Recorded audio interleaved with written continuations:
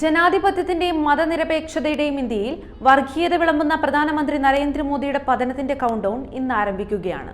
6 മാസം മുമ്പ് മോദിയെ എവിടെ എങ്ങനെ പ്രതിരോധിക്കണമെന്ന് യാതൊരു താഴും താക്കോലുമില്ലാതെ ഉഴലുകയായിരുന്ന പ്രതിപക്ഷ കക്ഷികളുടെ മുമ്പിൽ പ്രതിരോധത്തിന്റെയും പ്രത്യാക്രമണത്തിന്റെയും ശക്തമായ നിര ഉയർന്നു വന്നിരിക്കുന്നു. രാഷ്ട്രീയ ഘടകന്മാർ ബി.ജെ.പിക്ക് ഏകപക്ഷീയമായ വിജയം പ്രഖ്യാപിച്ചിടത്താണ് തുല്യശക്തികളുടെ പോരാട്ടമെന്ന് മാറ്റിപ്പറയാൻ മാധ്യമങ്ങളെയും രാഷ്ട്രീയ നിരീക്ഷകരെയും നിർബന്ധിതരാക്കിയത്. കഴിഞ്ഞ ദിവസങ്ങളിൽ തെരഞ്ഞെടുപ്പ് നടന്ന 102 സീറ്റുകളിൽ 2019 തെരഞ്ഞെടുപ്പിൽ 51 ബി.ജെ.പി നേതൃത്വം നൽകുന്ന എൻ.ഡി.എ വിജയിച്ചപ്പോൾ യു.പി.എ ജയിച്ചത് 49 സീറ്റുകളിലായിരുന്നു. ബി.ജെ.പിക്ക് നീന്താൻ അറിയാത്ത തെക്കേ ഇന്ത്യ അടക്കമുള്ള സംസ്ഥാനങ്ങളിലാണ് കഴിഞ്ഞ ദിവസം തെരഞ്ഞെടുപ്പ് നടന്നത്. 1951-52 ആരംഭിച്ച ഇന്ത്യയുടെ ജനാധിപത്യ പ്രക്രിയയുടെ ഭാഗമായിട്ടുള്ള പൊതു തെരഞ്ഞെടുപ്പ് 18ാം തവണയാണ് ഇന്ത്യൻ വോട്ടർമാർ പോളിംഗ് ബൂത്തിലേക്ക് നയിക്കുന്നത്. 7 ഘട്ടങ്ങളിലായി നടക്കുന്ന തെരഞ്ഞെടുപ്പ് പ്രക്രിയ അവസാനിക്കുന്നത് ജൂൺ 4 വോട്ടെണ്ണലോടുകൂടിയാണ്. സമീപകാലത്തൊന്നും ഇത്രയും ദീർഘിച്ച തെരഞ്ഞെടുപ്പ് ഷെഡ്യൂൾ ഇന്ത്യയിൽ ഉണ്ടായിട്ടില്ല. പ്രധാനമന്ത്രിയുടെ യാത്രാ സൗകര്യാർത്ഥമാണ് ഓരോ സംസ്ഥാനങ്ങളിലെയും തെരഞ്ഞെടുപ്പ് തീയതി നിശ്ചയിച്ചത്. നരേന്ദ്രമോദി മത്സരിക്കുന്ന വാരണാസി ഏറ്റവും അവസാന ഘട്ടമാണ് പോളിംഗിന് തെരഞ്ഞെടുത്തത്. ഇതൊക്കെ നീതിപൂർവവും നിഷ്പക്ഷവുമായ തെരഞ്ഞെടുപ്പ് ചട്ടങ്ങളെ തകർക്കുന്നതാണ്. ഏപ്രിൽ 19 ആരംഭിക്കുന്ന തെരഞ്ഞെടുപ്പ് ദിനങ്ങൾ അവസാനിക്കുന്നത് ജൂൺ 1 ഒന്നാം ഘട്ട വോട്ടെടുപ്പ് ആരംഭിക്കുന്നതിന് ഒരു ദിവസം മുമ്പ് തന്നെ 4ാം ഘട്ടത്തിന്റെ വിജ്ഞാപനം പുറത്തിറങ്ങി. കേരളമടക്കമുള്ള സംസ്ഥാനങ്ങളിൽ ഏപ്രിൽ 26 നടക്കുന്ന തെരഞ്ഞെടുപ്പിന്റെ പ്രചാരണം പാരമ്യത്തിലെത്തിയിരിക്കുകയാണ്. മുറിവേറ്റ മണിപ്പൂരിനെ ആശ്വസിപ്പിക്കാതെ വടക്ക് കിഴക്കൻ സംസ്ഥാനങ്ങളിലെ ഭരണ നേട്ടം ഉയർത്തിപ്പിടിക്കുന്നത് കടുത്ത വഞ്ചനയാണ്. മണിപ്പൂരിലെ കലാപം പൊട്ടിപ്പുറപ്പെട്ടപ്പോൾ അവിടം സന്ദർശിക്കാതിരിക്കുക മാത്രമല്ല, പാർലമെന്റിൽ ഇത് സംബന്ധിച്ച ചർച്ചയ്ക്ക് പോലും പ്രധാനമന്ത്രി തയ്യാറായില്ല.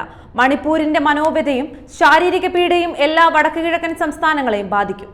ഒന്നാം ഘട്ട തെരഞ്ഞെടുപ്പിൽ 2019 കണക്കുകൾ പ്രകാരം എൻ.ഡി.എയും യു.പി.എയും തമ്മിലുള്ള വ്യത്യാസം 3 സീറ്റുകളുടേതാണ്. ഇന്ത്യ മുന്നണിയുടെ ശക്തി കേന്ദ്രമായ തമിഴ്നാട്ടിൽ 39 സീറ്റുകളും മുന്നണി നേടുമെന്നാണ് അവസാന വിലയിരുത്തൽ.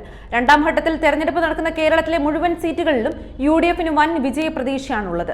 തമിഴ്നാട്ടിലും കേരളത്തിലും വർദ്ധിച്ച ആത്മവിശ്വാസത്തോടെ റാലികളും റോഡ് ഷോകളും നടത്തിയത് നരേന്ദ്രമോദിക്ക് വേണ്ടി മാത്രമായിരുന്നു, വെറും മോദി ഷോ. ഇത് ബി.ജെ.പിക്ക് വോട്ട് നൽകുമെന്ന പ്രതീക്ഷ വാടിക്കൊഴിഞ്ഞിരിക്കുകയാണ്. ബി.ജെ.പിയുടെ നെടുംകോട്ടയായി അവർ അവകാശപ്പെടുന്ന ഉത്തർപ്രദേശിലും മധ്യപ്രദേശിലും രാജസ്ഥാനിലും വൻതോതിൽ സീറ്റ് ചോർച്ചയുണ്ടാകുമെന്നാണ് 1ാം ഘട്ട വോട്ടെടുപ്പ് ദിവസം വ്യക്തമാക്കുന്നത്. താരപരിവേഷത്തോടെ ബി.ജെ.പി അവതരിപ്പിച്ച പല സ്ഥാനാർത്ഥികളും ഇത്തവണ പൊന്മുട്ടയിടുന്ന താറാവുകളായിരിക്കില്ലെന്നും ചാവേറുകളായി തീരുമെന്നുമാണ് രാഷ്ട്രീയ നിരീക്ഷകരുടെ നിഗമനം. 2019 പല സംസ്ഥാനങ്ങളിൽ ലഭിച്ചിരുന്ന A+കൾ B+ലേക്കും സിയിലേക്കും താഴുന്ന കാഴ്ചയാണ് ബി.ജെ.പി കേന്ദ്രങ്ങളായ സംസ്ഥാനങ്ങളിൽ തെളിയുന്നത്. 2014 2019 മുഴുവൻ സീറ്റുകളിലും നേടിയ ഡൽഹിയിൽ പോലും സംപൂജ്യരാകേണ്ടി വരുമെന്ന് കരുതുന്നവർ ബി.ജെ.പി നേതാക്കളിൽ പോലുമുണ്ട്. സാമ്പത്തിക പ്രയാസങ്ങൾ ഏറെയുണ്ടെങ്കിലും പ്രതിപക്ഷത്തിന്റെ തെരഞ്ഞെടുപ്പ് പ്രചാരണം ഒട്ടും നിറംകെട്ടതായിരുന്നില്ല.